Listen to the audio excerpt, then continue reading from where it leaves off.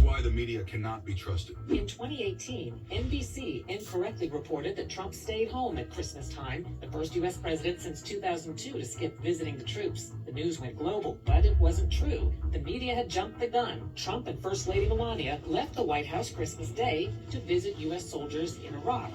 On Thanksgiving, Newsweek made a similar error, falsely reporting that Trump was spending the holiday golfing at Mar-a-Lago in Florida.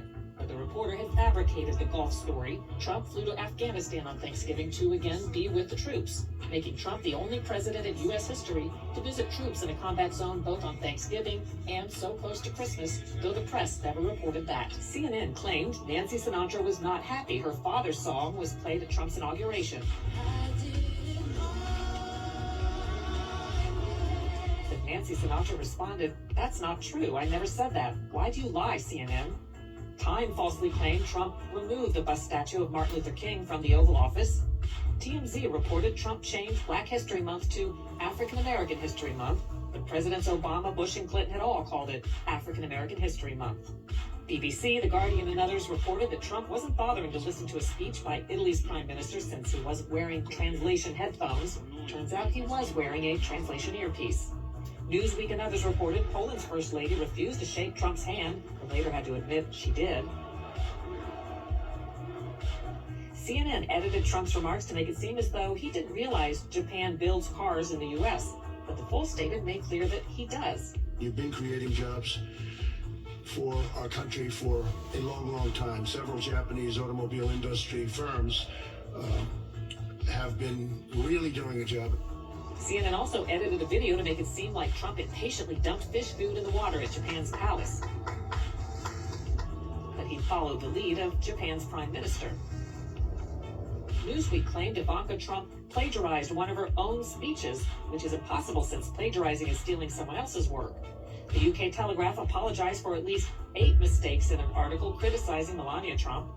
The New York Times, AP, CNN, and others excerpted a Trump comment as if he called all illegal immigrants animals. These aren't people. These are animals. Later corrections noted he'd been referring to members of the murderous MS-13 criminal gang. The New York Times Magazine and CNN shared a story showing children illegally brought into the U.S. supposedly in cages. But the article and photos were actually from the Obama administration. Agence France-Presse mistakenly reported that more than 100,000 children brought in by illegal immigrants were being held in detention. That was actually the total number in 2015 under Obama.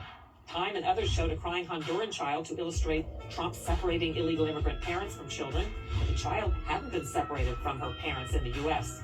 MSNBC falsely claims Trump banned the Red Cross from visiting the immigrant children. The Red Cross said that wasn't true.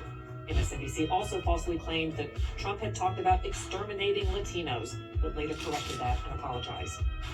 NBC News misidentified the focus of Trump's praise in a speech as Confederate General Robert E. Lee. Actually, Trump was talking about Union General Ulysses S. Grant. And his name was Grant, General Grant. The Washington Post and others falsely reported that Trump-supporting pro-life Catholic high school students were the aggressors in a confrontation in Washington, D.C. Several news outlets featured an empty podium at Trump's 4th of July celebration in 2019 and said he didn't draw crowds, but the photo was taken before the event. The actual crowd was huge. The New York Times and others implied Trump hadn't paid income taxes for 18 years, but the record shows he paid a higher rate than Democrats Bernie Sanders and President Obama. Bloomberg and the Wall Street Journal reported special counsel Robert Mueller had subpoenaed Trump's bank records. That wasn't true. Politico falsely reported that Trump owed the Bank of China tens of millions of dollars in a loan coming due as he dealt with China on coronavirus. Not true. MSNBC falsely reported that Trump had loans with Russian co-signers. Slate.com falsely claimed a Russian bank server had been illicitly communicating with Trump Tower. And the New York Times, CNN, MSNBC, and many others falsely reported that the Hunter Biden laptop scandal story was unsubstantiated or Russian disinformation. The New York Times reported that Trump seized on hydroxychloroquine as a miracle cure. Trump never said that. And it may work and it may not work. But if it doesn't work, it's nothing lost by doing it, nothing.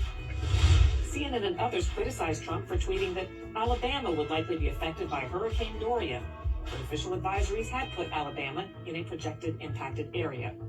Vox.com tweeted that Trump suggested he'd been a 9/11 first responder. He'd said the opposite. I was down there also.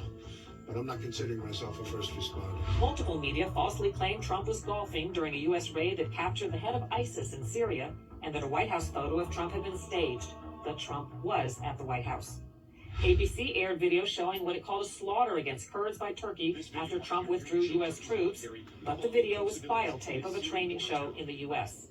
And USA Today connected the eagle on a Trump campaign t-shirt with a Nazi eagle, later admitting the eagle is a longtime U.S. symbol, too.